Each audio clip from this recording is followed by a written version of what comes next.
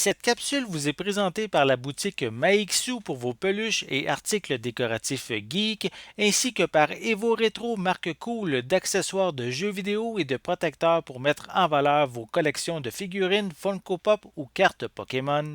Bonjour à toutes et à tous, ici Maxime pour Ciné Techno et aujourd'hui je vais faire la critique du film Candyman, Candyman le spectre maléfique en combo 4K Ultra HD Blu-ray.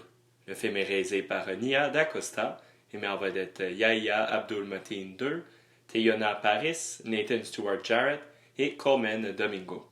Il est distribué par les studios Universal Pictures et vous pouvez vous le procurer en magasin depuis le 16 novembre 2021. Anthony McCoy, un artiste peintre, s'intéresse à la légende de Candyman pour sa prochaine exposition. Ce tueur armé d'un crochet à la place d'une de ses mains apparaît lorsque son nom est prononcé 5 fois. Au fil de ses recherches, Anthony finit par se sentir hanté par cette entité surnaturelle. Ce nouveau Candyman s'inscrit dans la rare lignée de films qui sont à la fois un remake, un reboot et une suite de l'original. En effet, le film Candyman de 1992, qui avait été inspiré de la nouvelle The Forbidden de l'auteur Clive Barker, est le principal point de départ de ce nouveau Candyman. Par conséquent, le film de 2021 peut être apprécié sans avoir écouté son prédécesseur de 1992, mais l'écoute de ce dernier offre une valeur ajoutée au visionnement du plus récent. En effet, certains éléments s'adressent directement aux fans du premier film. Candyman est un film d'horreur qui offre une bonne atmosphère inquiétante avec de bons éléments de critique sociale. Il bâtit bien sur le film original, mais son scénario n'a pas la même subtilité et la même nuance. Plusieurs éléments critiques sont abordés, mais ceux-ci semblent un peu trop en avant-plan et ils auraient gagné à être explorés en plus grande profondeur. En effet, le long-métrage cherche à couvrir beaucoup à travers une durée de 91 minutes. Des thèmes comme la gentrification, le rôle de l'artiste et le fétichisme racial ne peuvent être abordés en aussi peu de temps. Les idées sont bonnes, mais elles ne viennent pas s'inscrire de manière fluide dans le récit, le scénario semblant contenir quelques trous. Néanmoins, on sent la touche de Jordan Peele qui a co-scénarisé et produit le film. Yahya Abdul-Mateen II offre une performance intense dans le rôle d'Anthony. Il transmet bien au public les émotions vécues par le protagoniste. Teyona Paris, qui interprète Brianna, la copine d'Anthony, est solide. Son personnage est intéressant, mais il aurait gagné à être plus développé, principalement son enfance. Nathan Stewart Jarrett offre une bonne touche humoristique avec son personnage de Troy. Une des plus grandes forces de Candyman est dans ses visuels.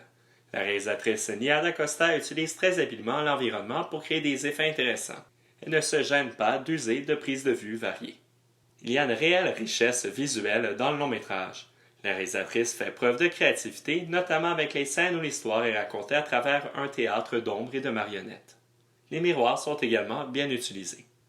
L'aspect horreur du film ressort principalement dans l'ambiance et l'atmosphère tendue qui se manifeste par les sons inquiétants et la musique originale de Robert Akey Aubrey Love, qui mélange les sons électroniques et spectraux.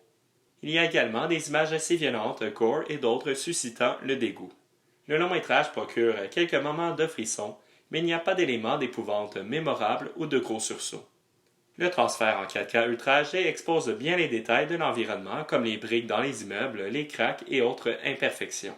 La qualité d'image met bien en valeur les diverses palettes de couleurs, aussi bien dans les scènes sombres qu'éclairées. Pistes sonores et format d'image.